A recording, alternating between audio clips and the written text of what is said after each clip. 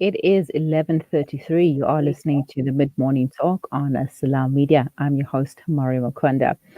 It's time for my journey to Islam, and my guest for today is Fumane Halima Moleko, who is from Lesotho, Maseru, now living in Lenasia, Johannesburg South. She's a fashion designer by profession, and she is also a mom of two and a stroke survivor. She is on the line to share her story with us.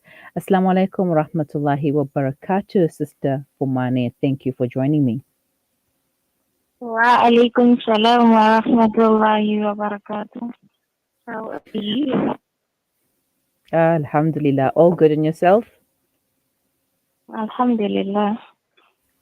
All right, Sister Fumane, tell us about your journey to Islam. How did you find Islam, and what was it about Islam that attracted you that you decided that, you know what, I think this deen is for me. This is the religion that I want to follow.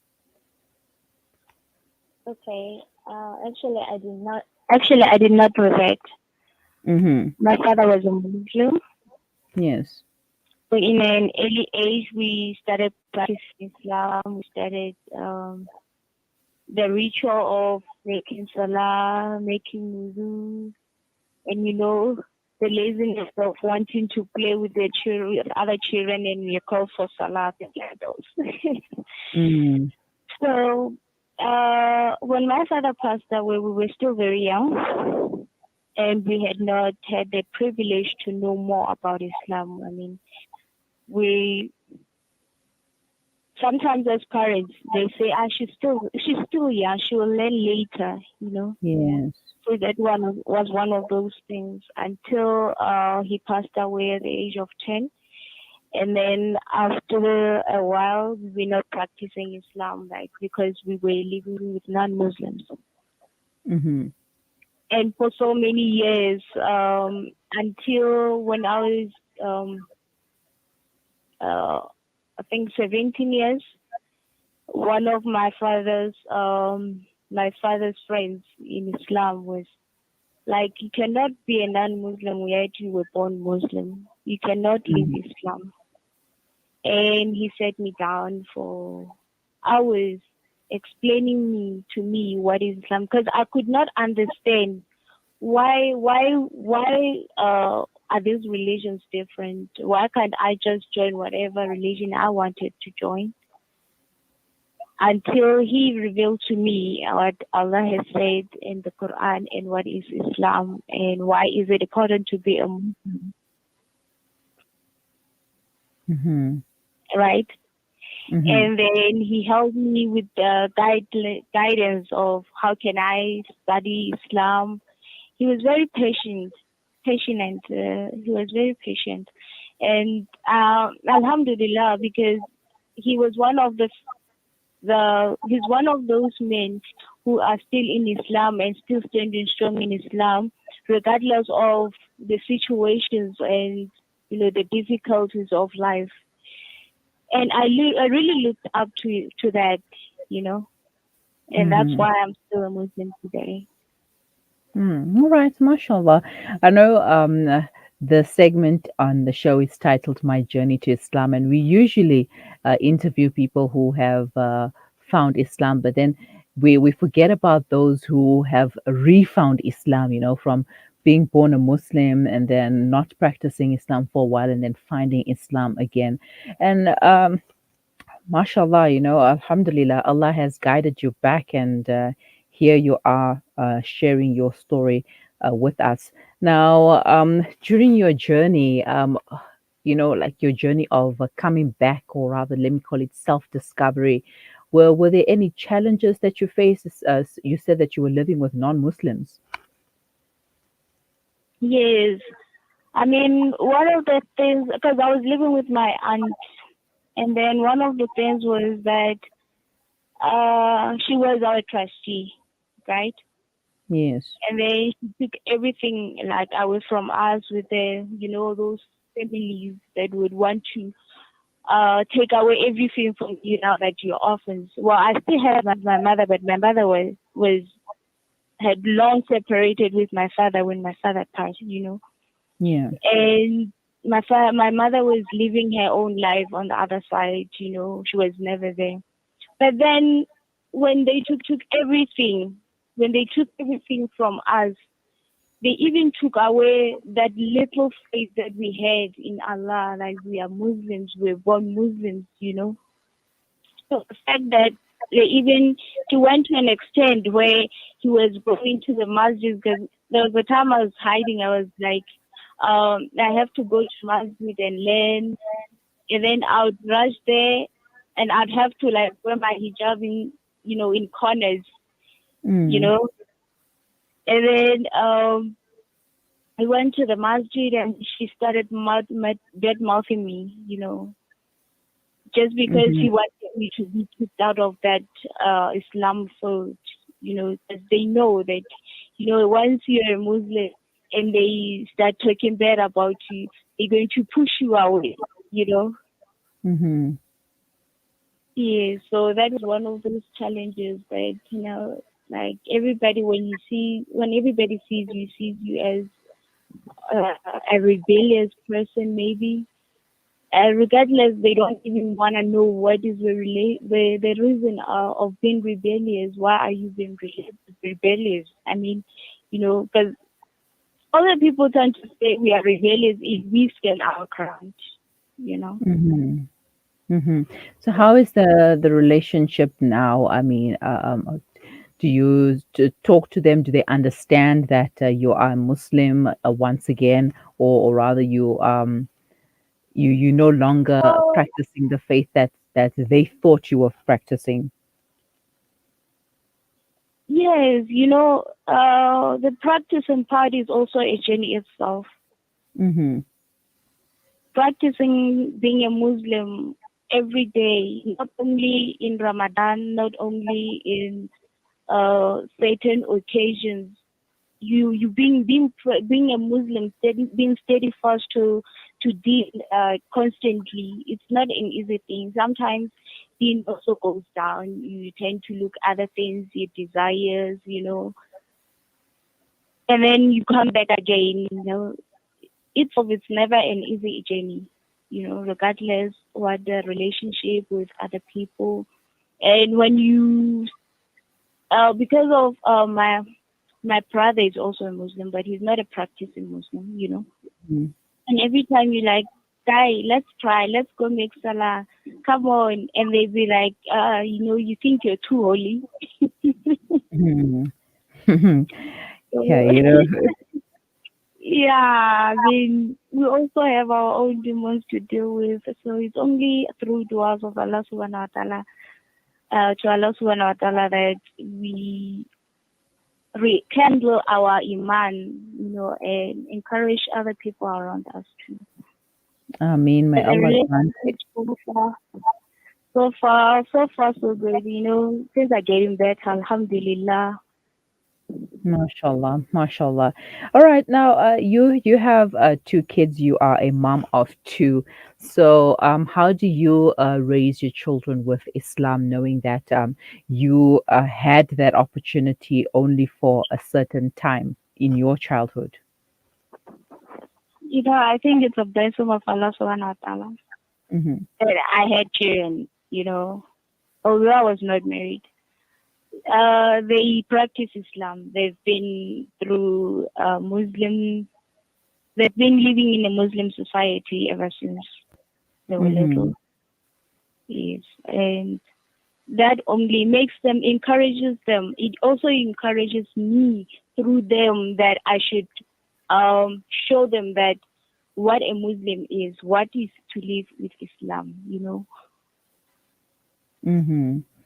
Yeah, no, Yeah. that's true. I mean, they need some encouragement somewhere, and where best to get it than from their Yeah. own parents. All right, now looking back at who inspired you to come back, and who inspires you today? You know, what most inspires me,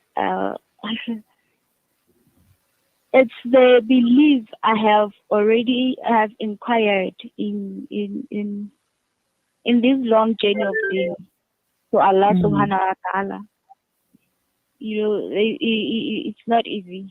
When you like, okay, I want to be a better Muslim. Each and every year, you want to become a better Muslim. Okay, last year I didn't do my Ramadan well. The following year, you get more inspired by the motivators of Islam when you see people sharing their stories on social medias. That only also inspires me a lot. You know, Mm-hmm. yeah. Mm-hmm. All right. And earlier on, you spoke about the person who played a crucial role, your father's friend, who was very passionate. Is he still part of your life? Is he still guiding you? Is he still there in some way or the other? Mm. Okay, yeah, it's like my father's friend also, who is one of those people who have been constantly reminding me of uh come back to Islam, come back to Islam, sharing the stories. And yeah, I guess he played a very big part in my life. All right. Let us Uh, take a quick and break. now, do I really need to mention his name? No, no, you don't have to. But we will Okay, take a quick break and we will continue when we return. So please stay with us. okay, thank For a long time, we've lived in a centralized world where institutions held the all important data and confirmed all transactions. Those times are over. Welcome to Libertas Group, a blockchain developing company boasting an ecosystem that continually redefines the way we do business. Our blockchain is decentralized, making it immune to hacking or alteration, putting the power back in your hands with no middleman so you can focus on the growth of your business. Libertas, the simplest investment choice you'll make. With so many investment options today, it's only natural that you might feel a little confused which route to take. Should I buy shares or should I invest in gold bullion? Randery Jewelers now brings you the Zahab coin, an alternative to the Kruger Rand. The Zahab coin, a solid wealth protector in its purest form of 24-karat gold, is the safest way to protect your wealth. So don't just sit there and watch your paper money depreciate. Change to gold. Call Randery Jewelers now at 031 202 4701 or visit www.rjcoin.co.za, situated at 151 Essenwood Road, Musgrave, Durban. Randery Jewelers, the family name you can trust. Imagine a world where the needs of orphan children were cared for. A world where society came together to ensure no child was left without support. Let's build that world together. Sponsor the needs of an orphan child for 500 Rand a month. Donate online at alimdad.com or call 0861 786 243 for more information. It's a wonder how kids get anything done these days. With all the distractions, when do they even get time to study? As a mother, all I can really do is make sure they have all they need to perform at their best. That's why I choose to include Sunfoil, triple refined pure sunflower oil with every meal I make. Naturally cholesterol-free and approved by the Heart and Stroke Foundation as part of a balanced eating plan. So whether I'm cooking, frying, or baking, I know every dish will be a wholesome one. Sunfoil, now we're cooking. Listen to something fresh. Listen to Salam Media. Welcome back. You are listening to the Mid Morning Talk on Salam Media with me, Mari Makwanda, and my guest for today on my journey to Islam is Fumane Halima Moleko, who is sharing her journey to Islam with us. Sister Halima, shukran for staying on the line with us. Now, let's talk about Ramadan and Eid, and because you mentioned that you are not a revert Muslim. You didn't revert to Muslim or you didn't convert to Islam, but because you were born Muslim. So let's talk about your Ramadan and your Eid. How was Ramadan but while your father was still alive when you were practicing, and comparing that to when you stopped practicing, what was it like, and until now, today as well? Well, okay, it was good. It used to be so nice when my father was still. We used to have those suhoor times and iftar times on a mat, and then after that we make salah. And then after he was no more, we never had that before, like no more, because even in masjid, suhoor it's too they're too far. Suhoor it's too early. It's still dark, you know. You need to ride a taxi to get there, or iftar comes when it's most of the time in winters, and you got it by the house by then. So yeah, and then I only knew how to experience going to iftar when I could like uh, afford my own ride back home, in late night, and it was amazing to finally say I can attend uh, religious ceremonies. Hmm. Yeah, it was Hmm. amazing. Like, and then yeah, I mean, actually, some of the deeds were very lonely, because people would go out in groups and nobody's like inviting you over. It kind of made me feel left out, but at the end of the day, I was like, no, I'm not here. I'm not doing anything for any person. I should be happy if I made my Ramadan. Alhamdulillah. That's all I have to be grateful of. Alhamdulillah. All right, now, what is your advice to anyone who is interested in Islam, or anyone who is thinking about becoming a Muslim? What would you tell them? Okay.